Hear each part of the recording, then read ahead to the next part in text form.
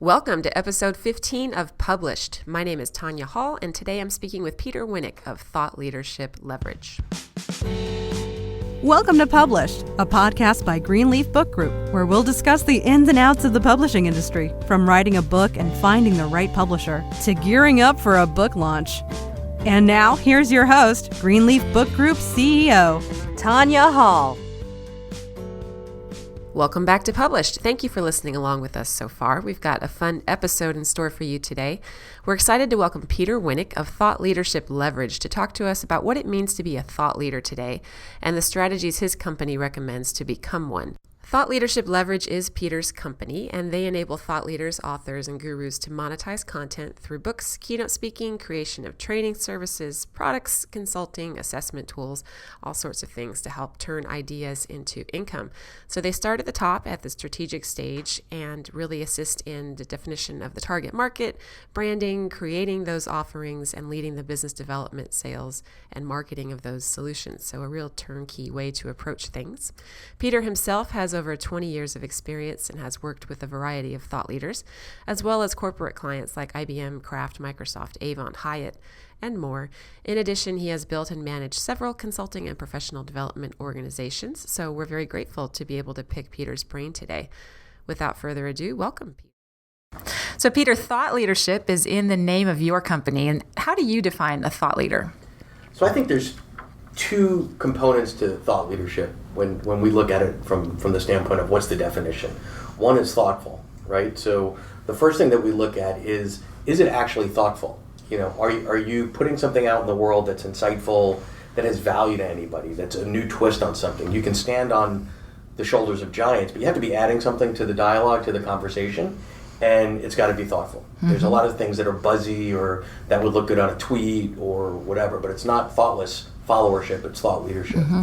The second piece is the leadership, and what I mean by that is, are you really taking directionally the space that you're in and leading somewhere? So you've got something that's going to add to the conversation, be thoughtful, but lead it in a different direction or a new direction or a different way. So I think it's the combination of the two. And the reality is, if you don't put the work and the effort in to be thoughtful and take a leadership position, you know, the world doesn't need the 11,000 sales or marketing or management book. Yeah, there's a lot of work that goes into both ends of that equation, as it turns out. So what role would you say a book plays in building a dual-faced, as you put it, thought leader? Yeah, so the book question is a little bit of a trick question as I sit here with a publisher. No, be honest. I can take it. Well, so I think books are great. I love books. I'm one of the small percentage of the population that still reads several a week. Thank you. Yeah, exactly. Thank God for Kindle. You don't have to come around anymore. So in terms of the book, I think it's important, but I think you have to look at a book as a thought leader as you would any other business investment. So it's a massive amount, I don't need to tell you this, of time, energy, resources, dollars. And I think what happens is people fall in love with this concept of a book. Like, I'm going to write a book, and there's this vision of being sort of Mark Twain in a pipe and a tweed blazer or something. It's a lot of work. And that's just the writing it. And then you have to make it successful. So I think books are critical, books are important. There's nothing like writing a book, but I think you need to ask yourself some strategic questions on the front end around, what does success look like for this book? Is now the time to write the book? How do I differentiate the book? And not to be enamored with it, because unlike any other business, these are smart people that write books typically. If they were going to open a little cafe or a pizza shop in their own neighborhood, there's research that they would do that they often don't do when it comes to a book. So short answer is pro book, but do your homework and treat it as a business investment. Strategically. Yeah.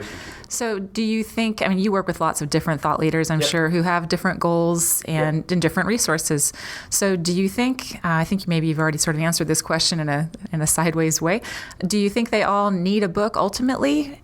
Is it a question of timing, or just maybe sometimes it's not appropriate and you steer them towards some other format for their information? Yeah, so timing is one. So oftentimes they should write a book, just not now. There's too many unanswered questions. And then, so that's a big piece of it. Is now the right time to do it, right? Can it wait 6 months? Can it wait a year? Can it wait till a couple other things happen? And then the other piece is if they're not ready yet, meaning if they've got, and you've probably seen this as well, is not too far ahead of author alphabetically is ADD, right? So if I've got a zillion ideas in my head, you can't throw a zillion things in a book, right? So there are some things that you can do to test 8 different concepts you have, right? Because the worst thing I hear when I talk to a client early on is the book they're thinking about, but the 11 others that are going to come next every 20 minutes, and it's like, whoa. Have you tested these? Have you written a blog on them? Have you talked to people to get some market research in real time? And the beautiful thing about the sort of the age that we live in today is it's easy to have a dialogue with followers and get some information before you commit to a book. Absolutely, and that is definitely something we advocate, as you might imagine. Yes. Definitely. So one of the things I noticed on your website is you have a video about enterprise readiness. Yeah. So it's a very businessy term. So can you explain what that means? Yeah. So in our world, at my firm, a lot of what we do is work with a variety of authors, thought leaders, and speakers and help them leverage and scale their business. Okay. So in order to leverage and scale your business, we don't do consumer, meaning we don't do sort of the Tony Robbins self-help, get rich quick weight loss stuff, and it's not a judgment, wink wink. But we know the corporate space, and we know the traditional non-fictitious business book space. And the reality is, the reason we focus a lot of our energy on enterprise readiness is that's where the money is. So people rob banks because that's where the money is. So if you're a thought leader and an author and you've got content to put out there, you're never going to make a boatload of money selling it to a bunch of individuals. You can make some money on books, maybe, kind of, whatever, but the real windfall, if you will, comes from getting that content embedded in an organization. So oftentimes what happens is someone, the head of HR's worst nightmare is the CEO comes walking in one day with a book under his or her arm and says, I read this weekend and we have to do that. And they're like, oh, fill in the blank, right? Yeah. And enterprise readiness to us means, are you ready to serve the needs of a large organization? A company with 100, 200,000 people where your content's in the right mix of modalities of format so that they can spread it out across the globe. So this is about reaching a corporate audience. Yeah. And then from there, it's the corporate customer adopting that as a framework, or is it consulting work or keynotes or any and all of the online above. learning? Yeah, it's a little bit of both. So what will happen is if someone is introduced to someone at a large organization that's written a book, they've done something interesting, and they go, oh, let's go in there. That buyer at the enterprise side is immediately putting that person into one of 2 categories. Now, again, this is the world according to me, but sometimes it works. One category is brain on a stick. And what I mean by that is, wow, that's an interesting individual. They're fascinating. You want to have a cup of coffee with them. They've got a view. They've got a perspective. They've got charisma. They've got energy, etc. Second category they put them in is a scalable solution, right? And oftentimes one doesn't come with 2. And if you can do both, you win, right? Because what an organization wants is a way to consistently sort of spread the peanut butter out. And that's what we're talking about. So it could be not really keynoting so much because that doesn't scale, but assessment tools, video-based learning, consulting engagements, coaching, anything where an organization can embrace it at different levels of an organization at different price points. I think that makes a lot of sense because that scalability is certainly where that money that you talked about robbing the bank, that's where it is. Exactly. So thought leadership marketing, of course, very closely tied to content marketing, which is certainly something that I think a lot of companies have been more readily adopting of late. So beyond a book, you mentioned a few different other types of content forms like videos, online learning, and so forth. What are the most effective ways for thought leaders to leverage content? I'm sure it's case by case, but you work with a lot of nonfiction authors, as do I. Excuse me. So where do they get the most bang for their buck in terms of their time and money? Yeah, so again, at the risk of sounding like the consultant that I am, it depends, right? Sure. So number one is, before you answer that question, you have to say, who's my market, how am I going to serve them, and how do they prefer content? So oftentimes what happens is we all make the same mistake of thinking everyone's like me because I'm perfect or I'm great, right? So if I'm a reader, then therefore if I put my stuff in a book, everybody else will read it, right? If I'm someone that likes long-form academic articles that are 7,000 words, then everybody must look like that. So step one is to figure out who is your target market, and then be empathetic, right? How do they consume their content, right? So, when Twitter first came out, I looked at this and said, I don't really get it, but we've closed a ton of business because people find us on Twitter. And I never thought our client base would find us there, but they do. So I think it really depends on who your clients are. Short form video is big right now.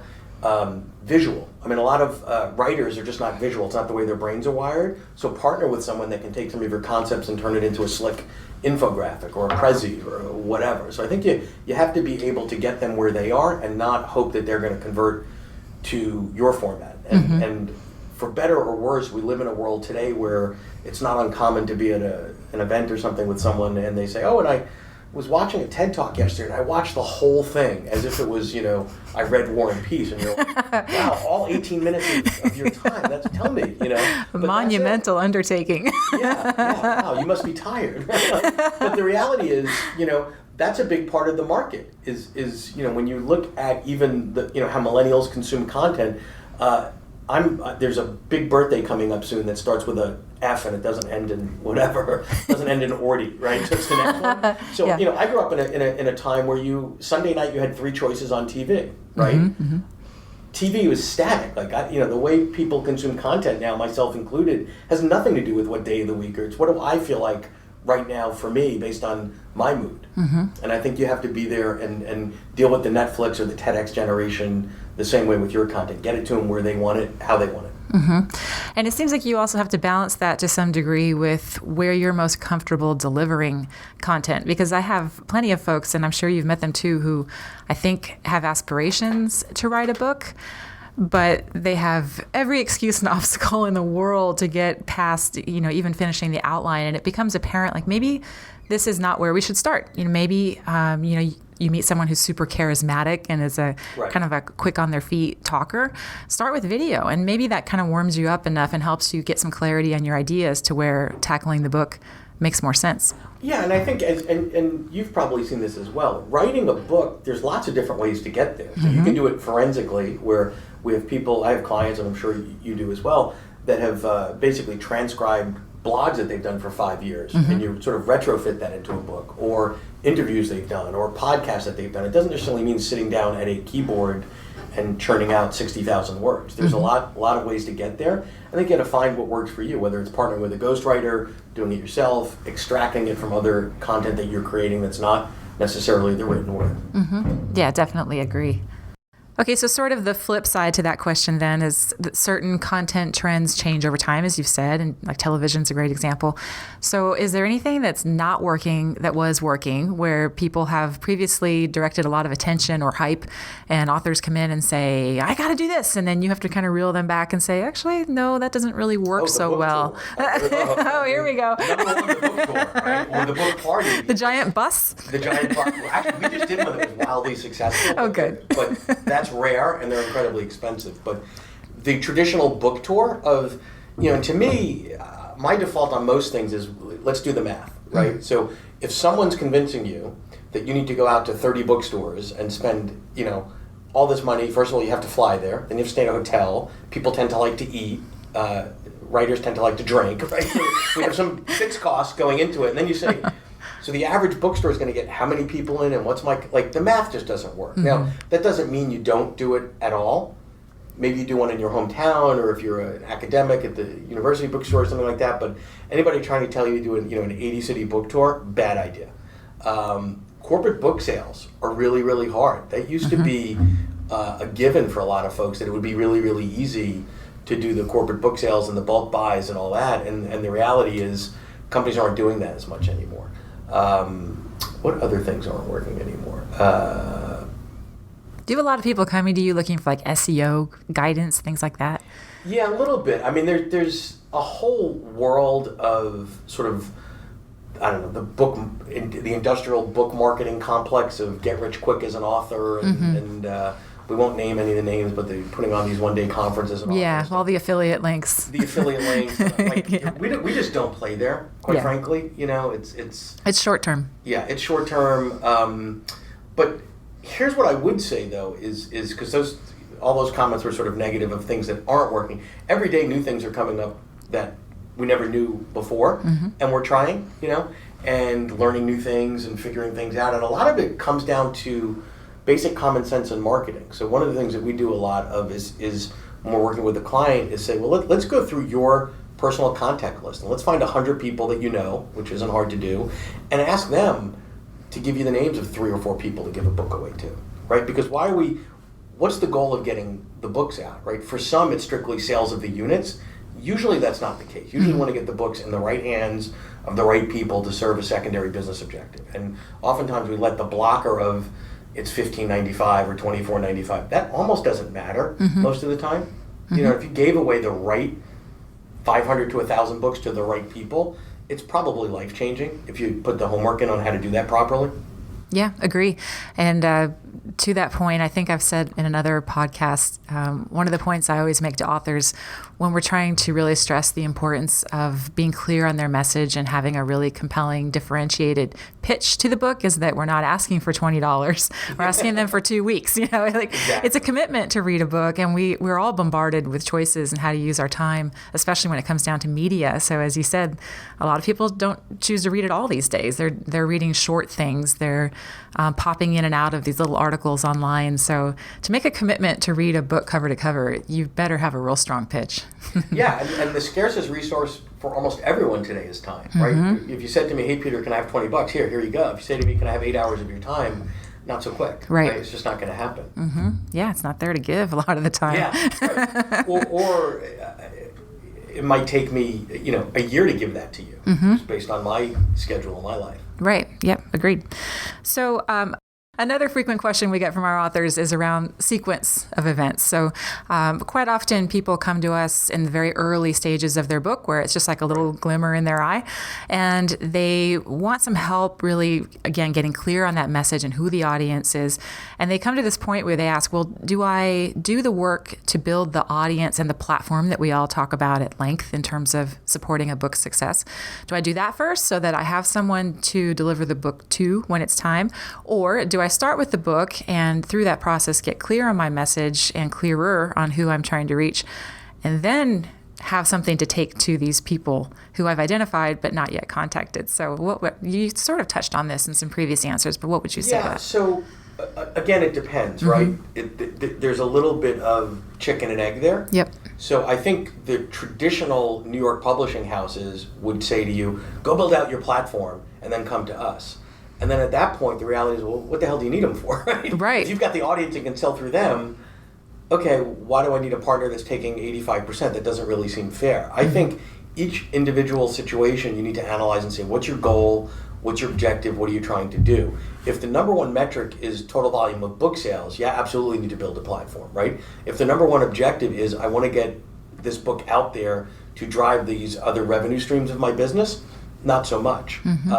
I've seen it done both ways. I've seen people come from zero notoriety, credibility, you sort of Google them and nothing comes up. And I've seen people that have a huge platform push books out very quickly because of that. So I really think it depends on, at this point in time, what will success look like for you? So I always say to my clients, okay, so it's 6 months after the book is out and it was wildly successful beyond your dreams. Tell me what that means. What is it? And if you can't answer that, that's a problem. Got some work to do. Yeah, exactly. So any other advice that you would give to our budding thought leaders, or any pitfalls that they should avoid as they start their journey towards becoming a thought leader? Probably both. So one is never take strategic advice from a PR firm, right? Ooh, that's a good one. Right. Shots fired.